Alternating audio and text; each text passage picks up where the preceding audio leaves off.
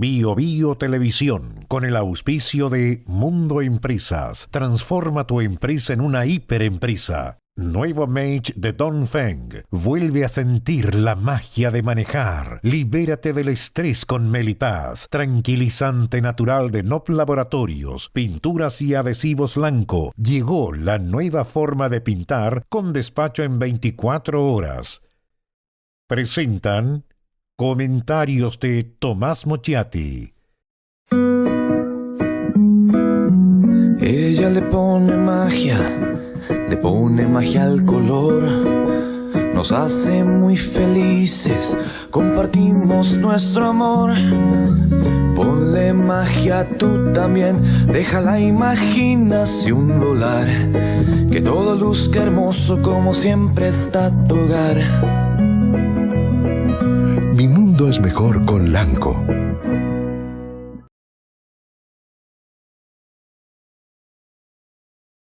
¿Andas acelerado? ¿Te sientes más irritable y alterado? ¿Te cuesta dormir bien? Tranquilízate naturalmente con Melipaz, que calma la ansiedad, relaja y reduce el estrés. Libérate del estrés con Melipaz. Pídelo en todas las farmacias del país.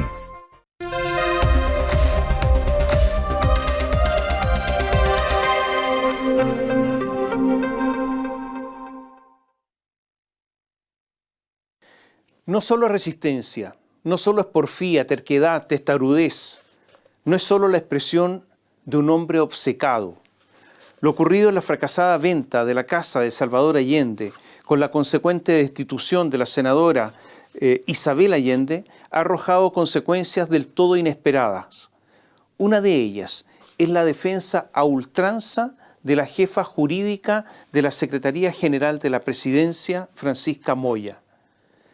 Hay una resistencia en despedirla, una resistencia alucinante.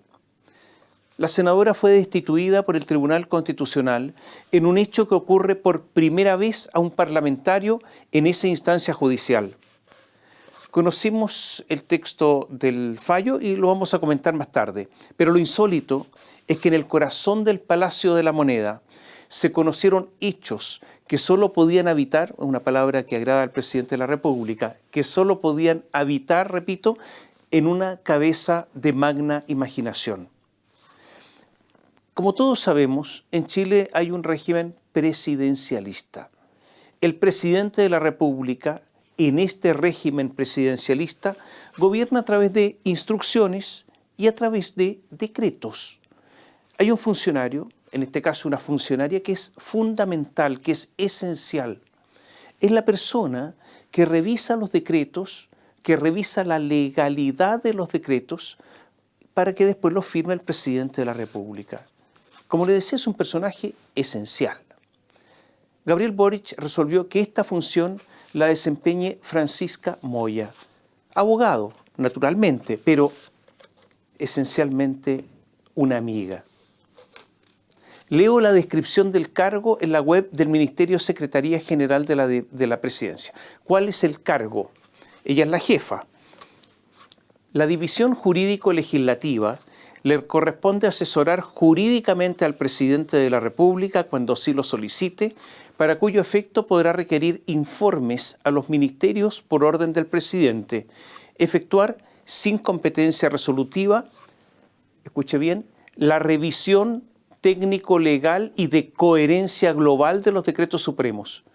Dirige esta división jurídica, esta abogado/amiga, reitero, Francisca Moya. Mucho se comentó en los últimos días de cómo era posible que 17 abogados, todos de la exclusiva confianza del presidente de la República, o sea, todos abogados/políticos, hubiesen llegado a tal nivel de ignorancia que llegaran a desconocer ni más ni menos que las normas constitucionales. Muchos recordaban que tanto Michelle Bachelet como Sebastián Piñera, cuando ejercieron la presidencia, siempre tenían al lado, cuando firmaban los decretos, además en un acto bastante protocolar, tenían al lado abogados, tenían al lado asesores, los que respondían las preguntas, las dudas, despejaban las dudas, y si no las despejaban, tenían que irse con el decreto. Incluso cuando había decretos que eran sectoriales, estaban los abogados del ministerio correspondiente, además de la Secretaría General de la Presidencia. O sea, había un cuidado extremo. La senadora Isabel Allende ha dicho que a ella ningún abogado la advirtió.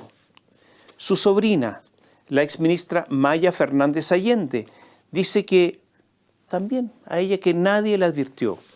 Gabriel Boric nada ha dicho, pero se supone que nadie la advirtió.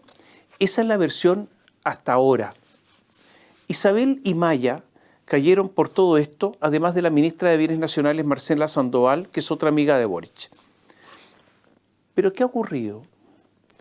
Que ni más ni menos que la jefa jurídica de la Secretaría General de la Presidencia, la que tiene que revisar los decretos, Francisca Moya, golpeó la mesa. Yo no soy una ignorante, ni nadie de mi equipo es ignorante. Este es el mensaje que dio Urbi et Orbi. Ocurre que ella fue citada a declarar por la comisión investigadora de la Cámara de Diputados, que indaga la venta de la Casa de Allende. ¿Y qué dijo Francisco Moya? Textual: yo, efectivamente, al igual que mi equipo, conocía la norma. Pero como ya hemos explicado, a nosotros no nos toca una tarea muy específica, en este caso. Nosotros realizamos solo aquellas labores que nos corresponde en este caso particular, que son aquellas que de hecho nos exige la ley, que es la revisión de la legalidad de los decretos supremos que firma el presidente de la República. Entonces vuelvo a leer la web del ministerio, es lo que ella está explicando. Deben realizar la revisión técnico-legal y de coherencia global de los decretos supremos. ¿Qué es la coherencia global? Un buen abogado lo que hace es revisar toda la legislación, es decir, todas las normas que tienen influencia en ese decreto. Es la coherencia de las normas jurídicas. Otros hablan de armonización, las leyes tienen que ser armónicas.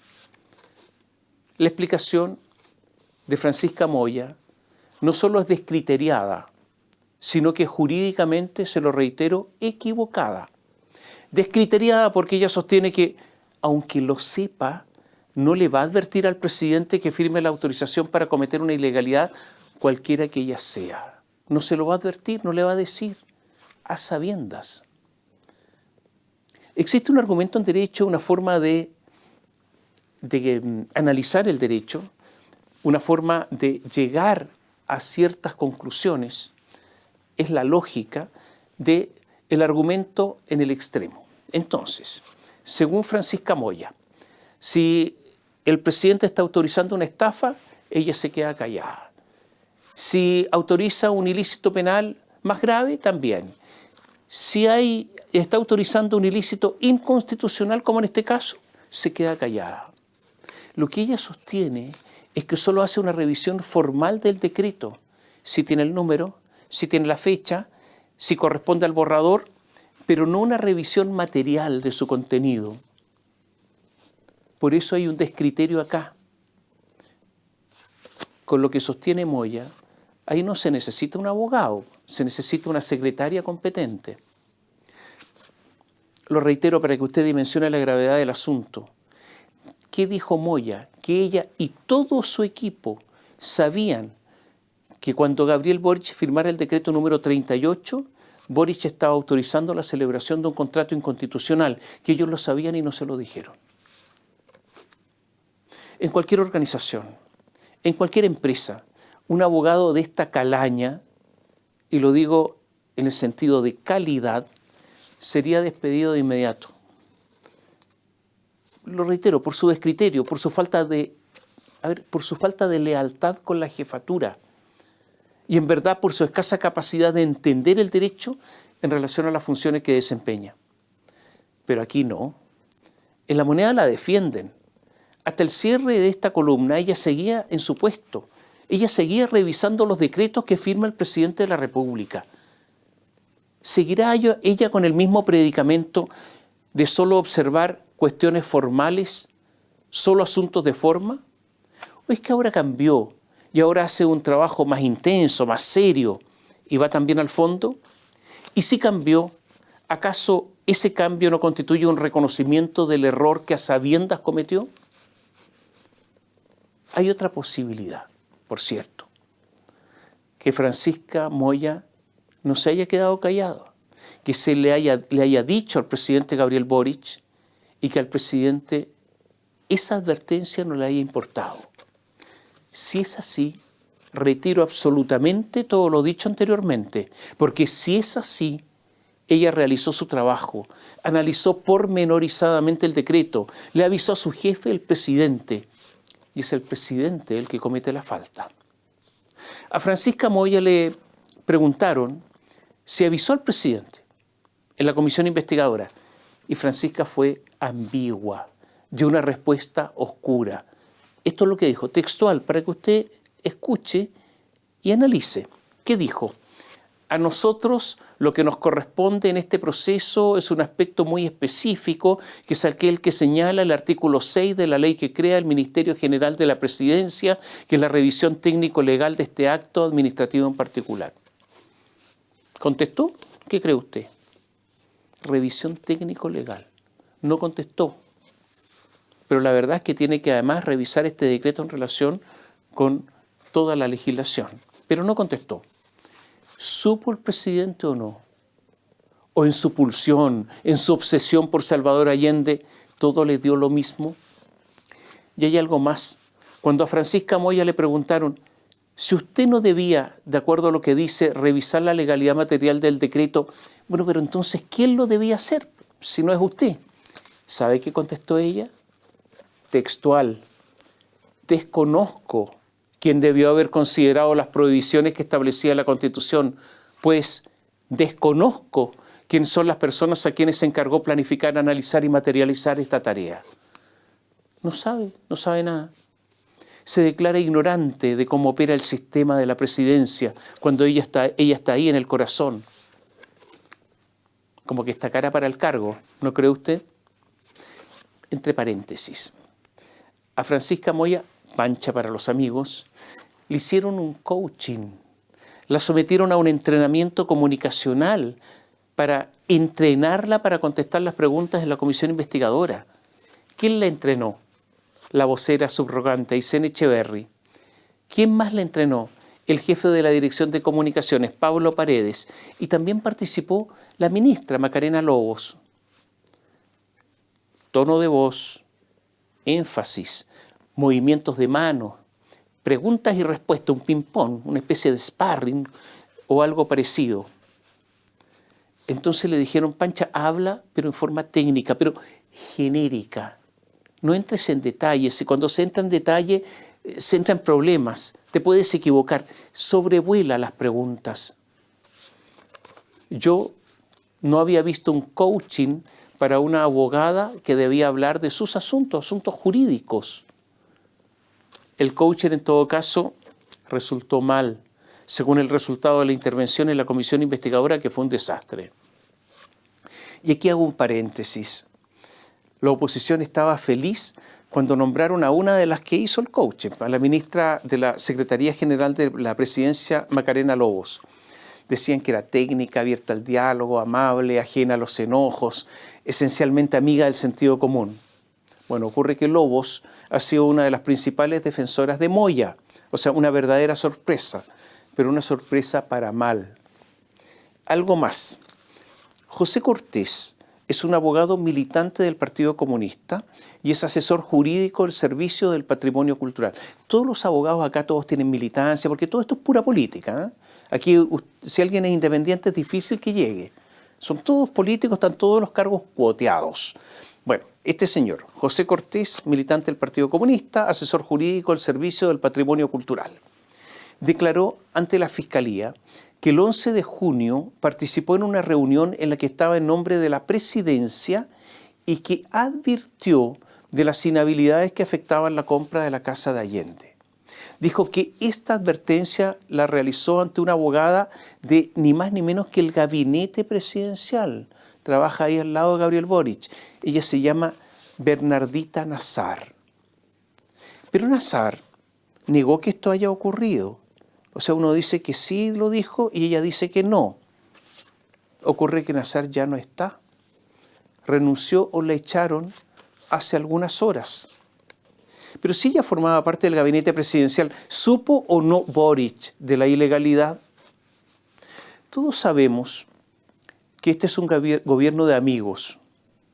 Como una anécdota amarga, queda la promesa de campaña de que no se otorgarían cargos estatales a los amigos y a los cercanos. ¿Se acuerda la promesa de Boric? La verdad es que fue una promesa absolutamente falsa. En su perfil de Instagram, el 7 de febrero de 2019, Boric escribió: somos amigos hace más de 10 años. Es de las personas más importantes que he tenido la suerte de conocer y la quiero tanto que nunca soy capaz de demostrárselo completamente. Y ahí estaban los dos tomándose una selfie. ¿Quién? Gabriel Boric con Francisca Moya, la que le revisaba los decretos, la que dijo que da lo mismo, que ella revisa solo cosas formales. Son amigos. Son amigos. Hay más que una relación profesional.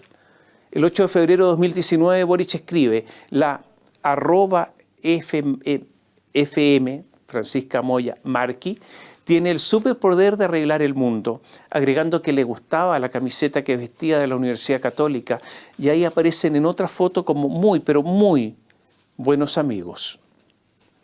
Ella declaró: conocí al presidente de la universidad siendo parte de un grupo de amigos en esa época. Ella estuvo casada con el hermano del ministro de Economía, Nicolás Grau. Cuando cursaba un doctorado en Glasgow, abandonó el doctorado. ¿Por qué? Porque volvió a Chile. ¿Por qué? Porque la llamó otro amigo, Giorgio Jackson, para que se integrara al ministerio que él dirigía, que era la Secretaría General de la Presidencia. También estuvo en el comando de la campaña presidencial de Gabriel Boric. Ex ante, cuenta que sus cercanos dicen que es una de las amigas que le dice al presidente las cosas como son, por lo que es difícil pensar que Boric no haya sabido de la inconstitucionalidad del proyecto, porque ella habla, ella enfrenta. Entonces, así como están las cosas, hay dos posibilidades. Boric no supo, pero prima la amistad sobre cualquier cosa. O Boric supo, por lo que es injusto, despedirla. Un dato más. El artículo 61 del Estatuto Administrativo obliga a los funcionarios a informar a las autoridades, a sus superiores, cuando han detectado una ilegalidad. Parece que Francisca Moya esto tampoco lo sabe.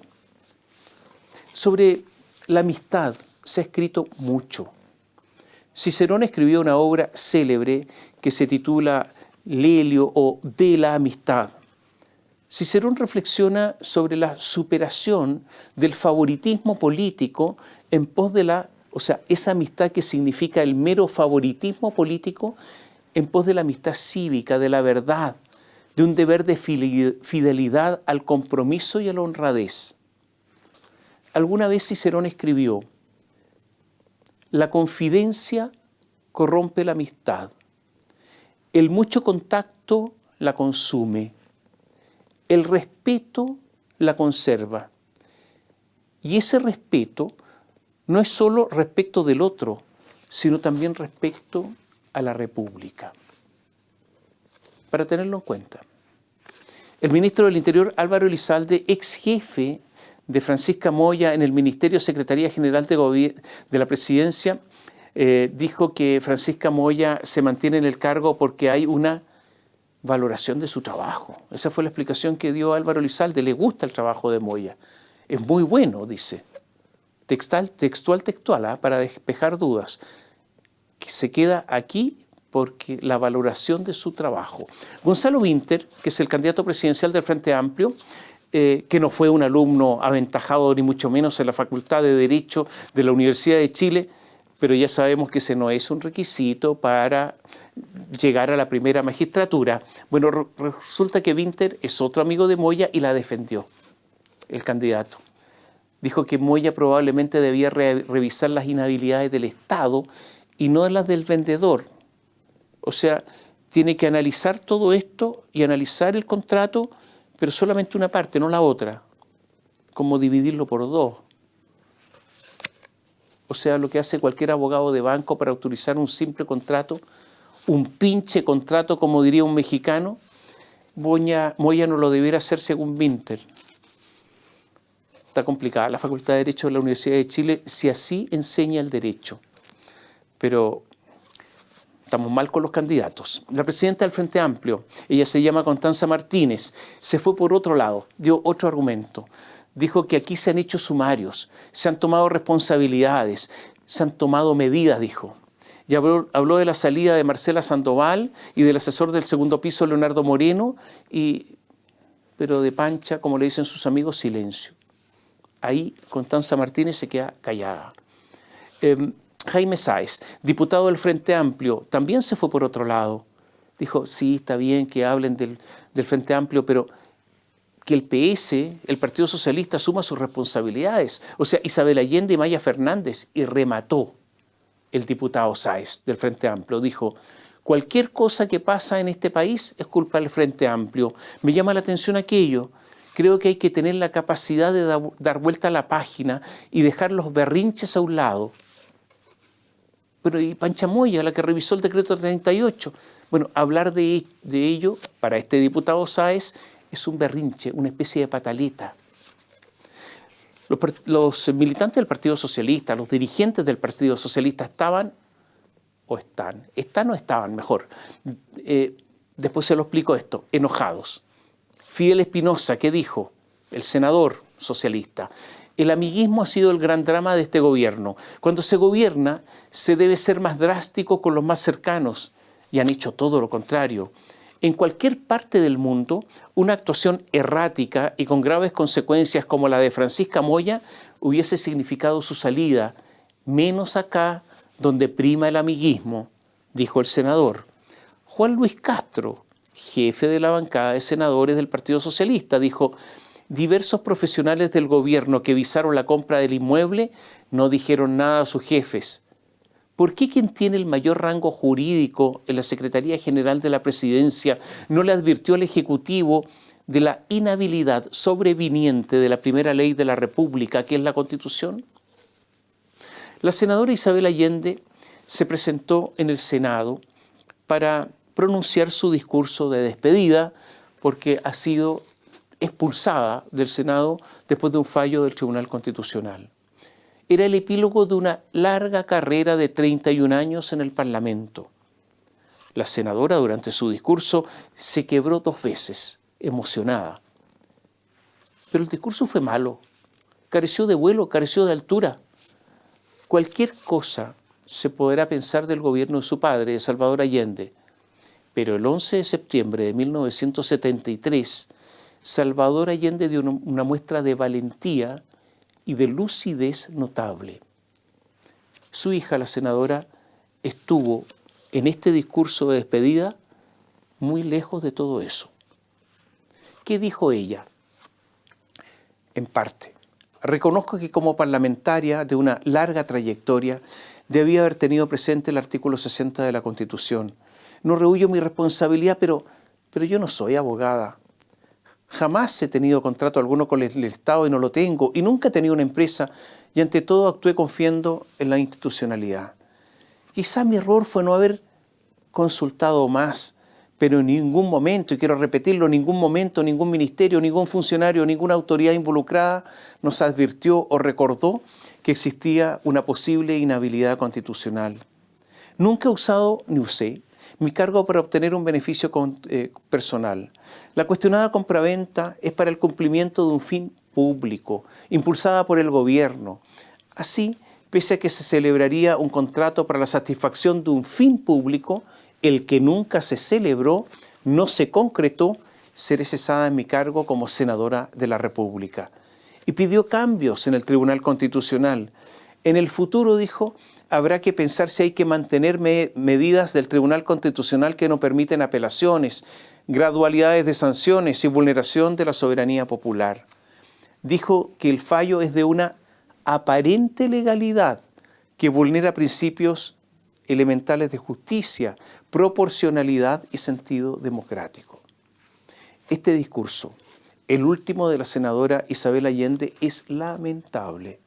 Primero porque se victimiza, le echa la culpa a otros, se da el lujo, se dio el lujo de legislar durante 30 años, o sea, de contribuir a dictar normas legales que son obligatorias para todos los chilenos, para luego aminorar su responsabilidad al decir que no es abogado y que por eso no conoce la Constitución, ni siquiera las normas que a ella le afectan. Dice que no celebró un contrato, y ocurre que sí lo celebró. Dice que la venta de la casa tiene un fin público cuando la vendieron a precio de mercado, incluso negociando el precio al alza. Y hay algo más. Dice que el fallo vulnera el sentido democrático. O sea, que las personas electas por el voto popular no serían iguales ante la ley respecto de los demás, que tendrían otro estatus, otra jerarquía, que tendrían una especie de inmunidad. Pero ¿es que acaso el Partido Socialista y sus socios del Frente Amplio no estaban en contra de los privilegios? ¿Qué es eso de invocarlos con desparpajo? ¿Acaso no habría sido mejor para ella, para Isabel Allende, no haber reconocido su falta, su ignorancia enorme, y luego haber hablado de su contribución como legisladora para despedirse? El Tribunal Constitucional fue muy contundente, lo que hunde mucho más el discurso de despedida de Isabel Allende. Los jueces dijeron que estaban frente a un ilícito constitucional previsto directamente en la Constitución, por lo que no constituye per se un tipo penal, disciplinario o de otra índole. Dice, la conducta descrita y por lo tanto prohibida está en la Carta Fundamental. La defensa dijo que faltaba un segundo decreto para alegar que el contrato no se había perfeccionado. Que dijo el Tribunal Constitucional en su sentencia. Dice, es decir, los decretos parten del supuesto de la existencia de un contrato de compraventa celebrado anteriormente para señalar, cuando tal contrato recae sobre un bien raíz, la forma en que se celebró. No por decreto y menos aún por una toma de razón que no existe, sino por escritura pública, tal como ocurrió. Así lo dice el tribunal. Y lo que exige la Constitución es haber celebrado el contrato, o sea, lo que ocurrió. Agrega el tribunal que este no es un contrato de adhesión, como decía la defensa, y dijeron que de ninguna manera estamos ante un contrato de adhesión. Ese tipo de contratos se caracteriza no solo porque una de las partes redacte las cláusulas, sino porque a esa redacción no precede una negociación alguna. Lo que sí ocurrió en este caso, hubo negociación. Y el tribunal también descartó que cesarla en su cargo vulnera la voluntad democrática, ya que, textual, comillas, la ciudadanía al escoger a una persona para desempeñar un cargo de elección popular la mandata para actuar dentro de la arquitectura del régimen institucional que la sociedad se ha dado. Sancionar la violación de la Constitución no vulnera la democracia, la resguarda, dice el tribunal. Esto último, en verdad, es un golpe al mentón. Hubo, en medio de todas estas declaraciones, una de un tono bien superficial, fue de Juan Gabriel Valdés, el socialista, el embajador en Estados Unidos, que en el último tiempo se ha caracterizado por declaraciones poco felices. Dijo que la injusticia del fallo estaba en la vida y en la dignidad que siempre ha demostrado Isabel. Juan Gabriel Valdés es abogado, pero parece que la aproximación al derecho de Pancha Moya permea a otros. ¿Qué tiene que ver la vida o la dignidad con una infracción constitucional? La oposición ha hecho saber que si no despiden a Francisca Moya podría haber una acusación constitucional contra Álvaro Elizalde. Es verdad que este episodio ha dejado a varios cesantes. Desde ya, Marcela Sandoval, ministra de Bienes Nacionales, su jefa de gabinete, Denise Hernández, la jefa jurídica de ese ministerio, Macarena Díez, la ministra de Defensa, Maya Fernández, su jefe de gabinete, Claudio Pérez, su asesor jurídico, Luis Correa Bluas, el asesor presidencial, Luis Moreno, y la ya mencionada Isabel Allende. Varios han ido. Hay algo que se está estudiando. Algunos socialistas dicen que podrían recurrir al Tribunal Constitucional acusando a otros parlamentarios de celebrar contratos con el Estado. ¿Y a quién nombran? A Jaime Mulet, de la Federación Regionalista Verde Social, Luciano Cruzcoque de Bópoli, a Juan Castro, del Partido Social Cristiano, y a Fidel Espinosa, socialista, pero un socialista que tiene muchos enemigos en su partido. Todos ellos negaron haber celebrado contratos con el Estado. Uno de los artífices de esta idea de ir de nuevo al Tribunal Constitucional acusando a otros, una especie de acto de venganza, es Daniel Manucheri. Ahora, aquí hay algo que es raro, porque si Manucheri y los demás estiman que el Tribunal Constitucional cometió una ilegalidad, que se equivocó con Allende, que todo es una injusticia, ¿por qué querer extender esa ilegalidad, esa injusticia a otros?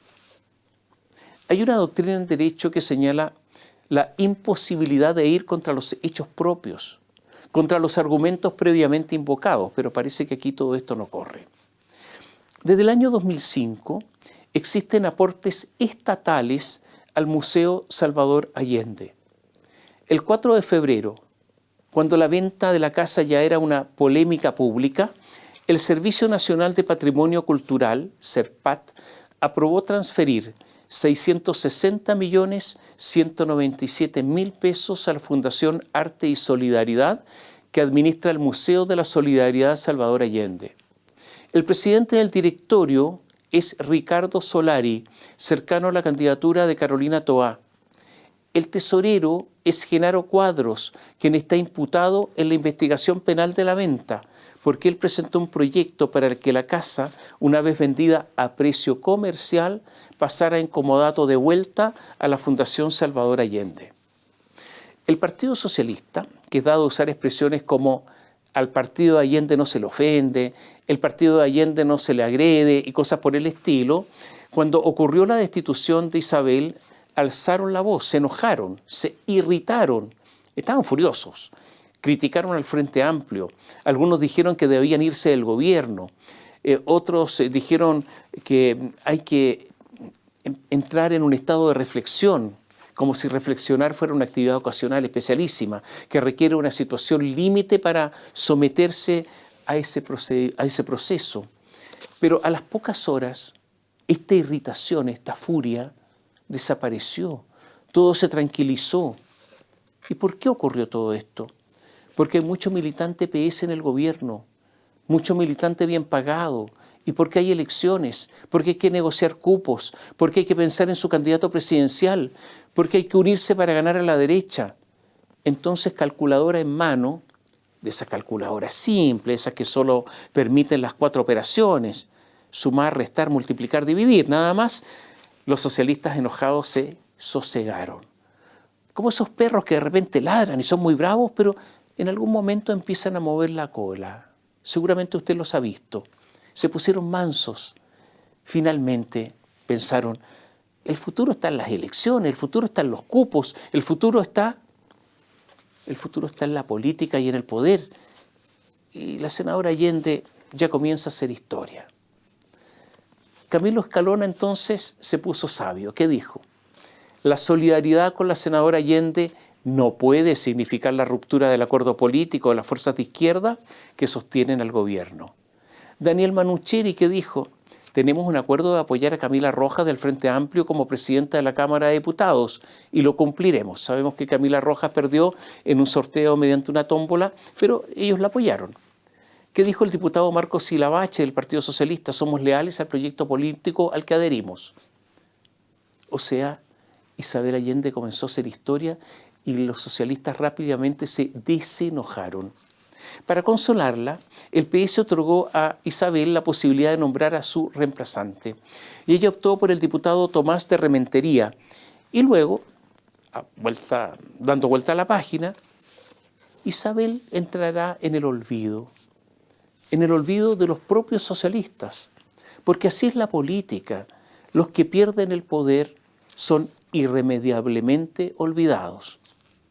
Gesto del gobierno en todo caso. Retiró el nombre de la Frente Amplista Antonia Rivas para integrar el directorio del Servicio Electoral. Había habido en los últimos largos meses, muchos meses, una disputa entre el Frente Amplio y el Partido Socialista por ese puesto. El presidente Gabriel Boric había propuesto a la Frente Amplista Antonia Rivas. acaba de retirar el nombre. El puesto va a quedar, ese cupo va a quedar en poder del Partido Socialista, que están reemplazando a Alfredo Chuañán, que es cercano al PS. O sea, esto es una consecuencia del episodio Allende. Hablemos de algunas candidaturas presidenciales. Hace unos días en la sede de la CUT se reunió la Comisión Política del Partido Comunista para definir su candidatura presidencial. Todos sabemos que la directiva de Lautaro Carmona y Bárbara Figueroa estaban con Daniel Jadwe, porque hay un pacto entre ellos. Pero Jadwe está con arresto domiciliario. No solo eso, ha pedido en varias oportunidades su libertad y no se la han dado. Está formalizado y recordemos que estuvo en la cárcel con detención preventiva. La Fiscalía estima que Jadwe ha cometido delitos y por lo tanto su candidatura es inviable. Y hay otro problema. Ocurre que Janet Jara, que es la candidata alternativa, no era de la línea de la directiva, pero es la más popular. Muchos de la directiva que son más ortodoxos la tratan de socialdemócrata. A Janet Jara la directiva le dio largas, la hizo esperar días y días para nombrarla candidata, la hizo sentir que era una candidata alternativa, incluso yo diría la humilló. Pero ella resistió. En esa reunión del Comité Central ese día, un día sábado, que comenzó a las 9:30 de la mañana ahí en la CUT, sometieron a Jara al tormento de escuchar durante horas alabanzas tras alabanzas a Daniel Jadwe. Discursos melosos, discursos golpeados, discursos testimoniales, hubo de todo en homenaje a Jadwe. Se parecían a los coreanos del norte cuando hablan de Kim Jong-un. Fueron horas y horas, tantas que al atardecer, a las 19:30 aproximadamente, Janet Jara, cabreada, diría yo, de repente se fue, todavía sin ser proclamada. Antes había aparecido vía telemática Jadwe y le había dado su bendición. La verdad es que la directiva del Partido Comunista no tenía plan B. Se fue Janet Jara a las 19:30, a las 21:25 recién. Lautaro Carmona y Bárbara Figueroa, junto a unos 20 dirigentes, Lautaro con rostro serio, nada de eufórico, dijo que Janet Jara sería la candidata. Todo con rostro muy adusto. ¿Y qué dijo Carmona? Muy en lenguaje comunista. Escuche bien, textual. Tras una síntesis, el acuerdo es que nos represente, interesante, tras una síntesis. Usted sabe, la tesis, antítesis, síntesis, así hablan, esa es la dialéctica marxista.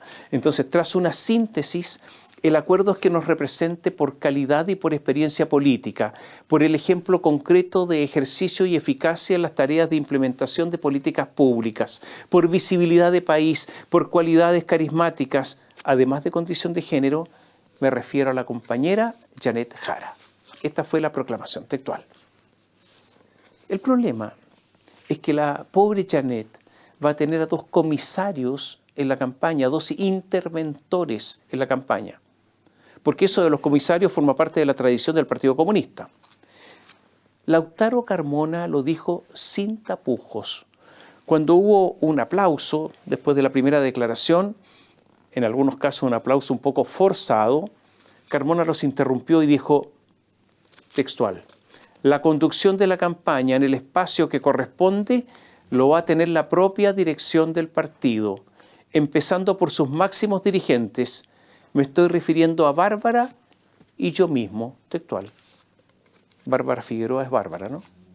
Los comisarios, estos interventores, se autodesignaron. Todo esto para que la candidata Jara no se salga de la correcta doctrina. A Daniel Jadwe le dieron un premio de consuelo. De ser un eventual candidato presidencial, será candidato a diputado por el Distrito 9. ¿Por dónde planeará Daniel Jadwe? Cerro Navia, Conchalí, Churaba, Independencia, Lo Prado, Quinta Normal, Rinca y Recoleta. Y para otros 2 jadwistas, Carmen Hertz y Hugo Gutiérrez, a los 2 les aseguraron una candidatura senatorial. Esa fue la negociación. Ahora, la candidatura de Jara partió con problemas, porque con estos 2 comisarios al lado tuvo que alinearse de inmediato. durante 2 días. Dijo que en Cuba no hay una dictadura, sino que ellos tienen un sistema democrático distinto al chileno. Dijo, en Cuba hay un sistema democrático.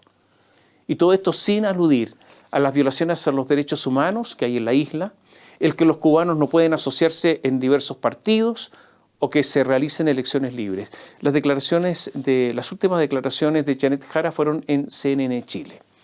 En todo caso, hace algunos años, los representantes de la disidencia dijeron lo siguiente sobre Cuba. Hace años. Carol Cariola, que es de la disidencia del grupo de Jara, dijo: creemos que hoy día Fidel se constituye como un ejemplo de lucha, de consecuencia. Es un hombre que transmite solidaridad, que transmite conocimientos. Camila Vallejo: para nosotros, lo que Fidel Castro diga, reflexione, lo que nos señale, es como una carta de ruta. El fallecido Guillermo Tellier dijo alguna vez: se nos quiere obligar a que condenemos a Cuba, pero no lo vamos a hacer. Ante estas declaraciones de Janet Jara, diciendo que en Cuba hay democracia, Alberto Unturraga, que es candidato a la democracia cristiana, dijo: en Cuba, al igual que en Venezuela, no hay democracia. Hay presos de conciencia, se persigue a los activistas, no hay libertad de expresión, no hay elecciones libres e informadas. Eso no es democracia. Esta es una más de las diferencias que tenemos con el Partido Comunista. En el Partido Socialista, Manu Cheri criticó que Cuba no es una democracia, es una dictadura. Y Pinochet no fue un presidente, como dice Kaiser Kass, fue un dictador. Siempre será positivo que las cosas se les llame por su nombre. En el Partido por la Democracia, el subjefe de la bancada PPD independiente, Héctor Ulloa, aseguró que la candidata Jara expresa un sentir del Partido Comunista que desde nuestro punto de vista no corresponde a la realidad que vive el pueblo cubano. Y sobre Venezuela, Jara aseguró que creo que cada país... ¿Qué dijo Janet Jara sobre Venezuela? Dijo: creo que cada país tiene que definir su destino. Creo que es importante reconocer que hay un régimen autoritario en Venezuela y espero que su solución a su propio proceso lo encuentren dentro del marco institucional y lo resuelvan sin intervención extranjera.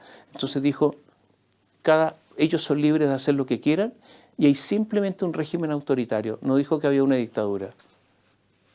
Jara, Janet, no se acordó que hubo un evidente fraude en las últimas elecciones presidenciales y que el régimen de Nicolás Maduro nunca entregó las actas de votación como se comprometió. En cambio, la oposición dio a conocer cerca del 80% de las actas donde había una victoria aplastante del candidato opositor. En el Partido Comunista se puede ser disidente, pero por un rato. Rápidamente tienen que alinearse y Cuba no se toca. La democracia les da en este sentido lo mismo. Y la candidatura de Janet Jara entonces ha partido con el ala rota, porque este es un tema esencial. Fue proclamado también candidato Gonzalo Vinter. Su tarea será durísima, porque el Frente Amplio es una izquierda elitista y no es una izquierda popular.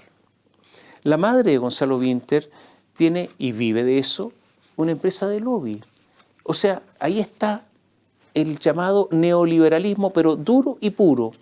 Y Vinter entonces tiene que lidiar con sus contradicciones, con sus emociones. El 30% de Boric será de Vinter, con una candidatura que se estima representará un 100% del continuismo. Muchos dicen que al ser la candidatura de reemplazo de Tomás Bodanovich es solo una candidatura testimonial.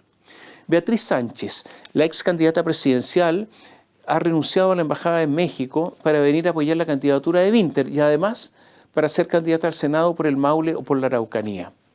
La diputada Gail Jomans, la misma que dijo que no tenía idea de qué se trataba el TPP-11, pero que se oponía fuertemente a ese tratado, que no sabía lo que era, con frases bien hechas, buenas para la cuña, estará a cargo de la conducción política de la candidatura de Vinter, junto a Patricia Araya.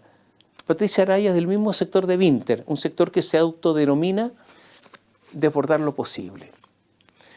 Los candidatos necesitan diferenciarse, y como Cuba, luego de la muerte de Fidel, ya tiene menos glamour revolucionario, es posible que dejen sola a la candidatura de Janet Jara. El Frente Amplio tenía un religioso silencio sobre Cuba, pero esto se terminó. Y aprovechando el dogmatismo de Jara, incluso Winter dijo lo siguiente: han pasado 70 años desde que empezó la Revolución Cubana y hoy día ciertos estándares democráticos les son exigibles. Ciertos, dijo, no todos, les son exigibles. Hoy en día en Cuba no es posible ser oposición, no hay libertad de prensa, no hay capacidad de ser oposición dentro del Congreso porque hay un partido único. Para mí eso no es una democracia. También habló Carolina Toá. Dijo, Cuba no cumple con ninguno de los requisitos de ser una democracia. Habló Paulina Bodanovich, que va a ser candidata del Partido Socialista. El régimen cubano no tiene elecciones periódicas, no hay alternancia en el poder, hay restricción de libertades individuales, claramente no hay estándares democráticos. O sea, todos dejaron sola a Janet Jara, que insisto, partió con el ala rota esta candidatura, pero además todos tratan de diferenciarse de ella. Entonces hago una pregunta. Si Janet Jara gana las primarias, ¿harán campaña por ella ya en las candidaturas definitivas Carolina Toá, Gonzalo Winter y Paulina Bodanovich o no? A propósito de Carolina Toá, el desgaste que le ha generado el Partido Socialista es notable.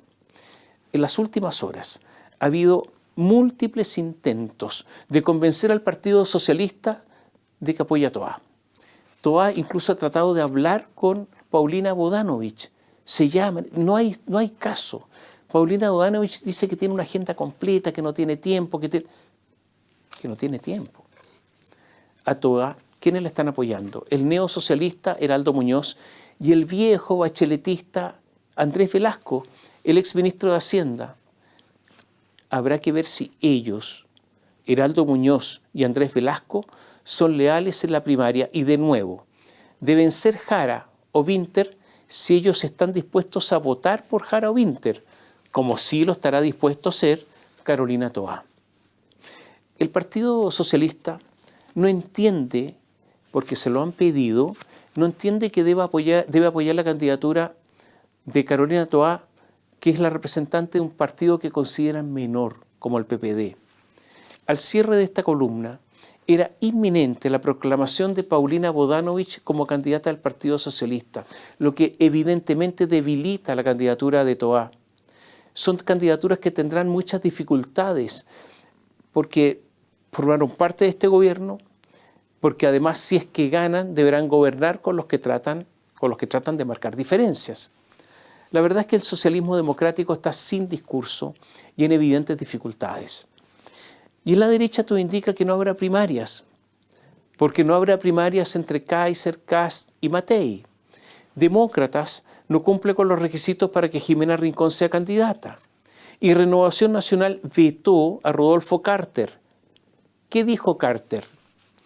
Enfrente, o sea, en el oficialismo, enfrente se armó una primaria que es el Festival de Viña, con 3 candidatos que son atractivos. Y del otro lado va a tener Chile Vamos con la candidata encerrada en su casa tocando piano. Y se refería a Evelyn Matei en una imagen triste para ser candidata. Rodolfo Carter, muy duro, dijo que quería tener primarias, pero dijo, la verdad es que hay pocas probabilidades, quería tener primarias, pero tiene pocas probabilidades de ganar a Matei. Carter criticó a Matei por haber dicho que Matei dijo que le gustaría encontrarse con Kast en segunda vuelta porque sería más fácil de ganar, dando a entender que es un mal candidato. ¿Qué ha dicho Rodolfo Carter? Ha amenazado con irse con los republicanos porque no le permiten tener primarias con Matei. Ahora, si eso es así, no cabe la menor duda que en el caso de Carter no hay un asunto ideológico, si estoy acá o estoy allá, sino que todo depende de una cuestión electoral. La verdad es que esa derecha, no despierta gran entusiasmo y se hacen muchas preguntas a las que no son capaces de responder. Y las otras derechas, las de Kast y Kaiser, dan la impresión que están estancadas. Para terminar, algunas cosas rápidamente como titulares. En el gobierno ya están preparando la última cuenta pública de Gabriel Boric, la del 1 de junio. Será el balance de las realizaciones, o sea, ahí se va a conocer el relato. De ahí para adelante, solo administrar. De hecho, hay un dato, ya se cayó la reforma tributaria que había anunciado Mari Marcel y por lo tanto anticipadamente el gobierno comienza a terminar. El próximo 12 de mayo, 8:30 de la mañana, comenzará en tribunales la formalización de Catalina Pérez, la diputada ex Frente Amplio. Esto es por el caso Democracia Viva, y ella está imputada por 3 delitos de fraude al fisco junto a su expareja Daniel Andrade, a su ex jefe de gabinete Carlos Contreras, además de Paz Fuica, todos ex Revolución Democrática. El desafuero de la diputada Catalina Pérez fue unánime, tanto en la Corte de Apelaciones como en la Corte Suprema. Por lo tanto, 8 jueces de los tribunales de alzada votaron para que ella enfrente un juicio criminal. Y algo jocoso, los parlamentarios, muchos, se están peleando entre ellos para ver quién es el primero, quién avanza más, para decretar el feriado de Semana Santa como un feriado irrenunciable. Algunos comunistas, por ejemplo Luis Cuello, está en eso, pero resulta que Luis Cuello es ateo, pero quiere que el feriado de Semana Santa sea irrenunciable. Los UDI, Guillermo Ramírez y Henry Leal, junto a la RN, Jimena Osandón, están en lo mismo, pese a que ellos dicen que hay que trabajar más, que el país está con problemas económicos, y sin embargo quieren que el feriado sea irrenunciable. Y también apoyan Paulina Bodanovich, Gonzalo Vinter, candidatos presidenciales, Jaime Quintana, presidente del PPD, aunque en ellos no logro ver bien sus razones. Ocurre que son varias las iniciativas legales que pretenden lo mismo. Todas estas iniciativas legales violan el artículo 65 de la Constitución. Pero cuando se trata de vulnerar la Constitución, en algunos casos, todos los sectores políticos, desde el Partido Comunista hasta la UDI, se ponen de acuerdo. Mientras tanto, el crimen organizado ha comenzado, como en otros países, a amedrentar a los gendarmes, a los guardias de las cárceles. Ha habido amenazas concretas, disparos, han dejado flores frente a las casas de los gendarmes, se han conseguido sus domicilios. Esto es impresionante. Mientras, en el limbo se encuentra la unidad consultiva para la reforma a las policías. ¿Se acuerda usted de la reforma a las policías? Lo que prometió el gobierno, hay una unidad consultiva. Nadie sabe, sus integrantes no saben si van a seguir o no. No saben si van a seguir trabajando o no, porque de la reforma a las policías ya nadie habla. En paralelo con todo esto, 39 diputados de las comisiones de Gobierno, Seguridad y Transportes estaban citados para una reunión para tratar el tema de las narcoavionetas. Todo esto vinculado al crimen organizado. Estaban citados 39 diputados. Llegaron 7. El quórum era 9. Entonces fracasó la sesión. Los narcos ganaron tiempo gracias a los parlamentarios. Pero en Chile se están produciendo hechos. Se están produciendo hechos que son los mismos que se producen cuando el narco ya está instalado. Narcoavionetas y amenazas a gendarmes. Y estamos terminando. Tenemos varios temas que deberemos tratar en el futuro. Lo que está ocurriendo con las investigaciones que afectan a jueces y fiscales. La enorme crisis en la salud con el hospital Carlos Van Buren como emblema, donde faltan los elementos más elementales, una vez más. Y uno de los grandes fracasos del gobierno, los continuos problemas de los colegios bajo la administración de los SLEP, o sea, de los Servicios Locales de Educación Pública, que están haciendo agua en tantas partes.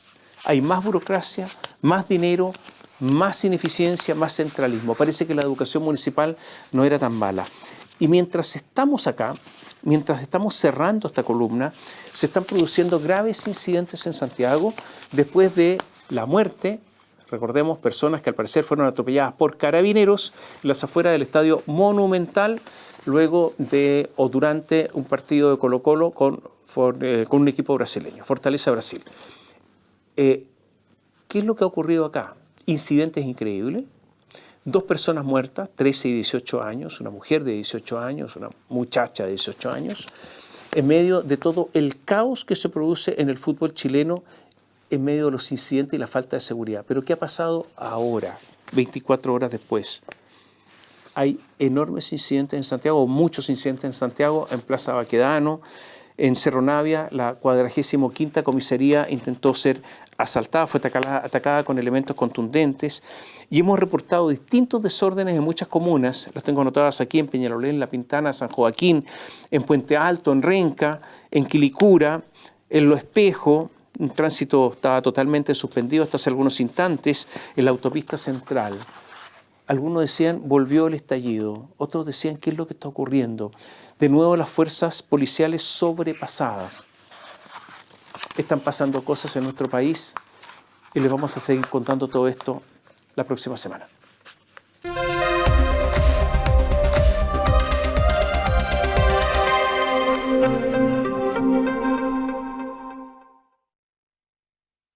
Bio Bio Televisión, con el auspicio de Mundo Empresas, transforma tu empresa en una hiperempresa. Nuevo Mage de Dongfeng, vuelve a sentir la magia de manejar. Libérate del estrés con Melipaz, tranquilizante natural de Nop Laboratorios, pinturas y adhesivos Lanco. Llegó la nueva forma de pintar con despacho en 24 horas.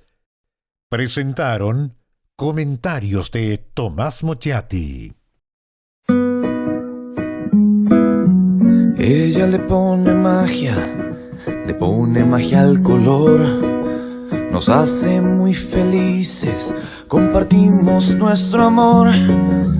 Ponle magia tú también, deja la imaginación volar, que todo luzca hermoso como siempre está tu hogar. Mi mundo es mejor con Lanco.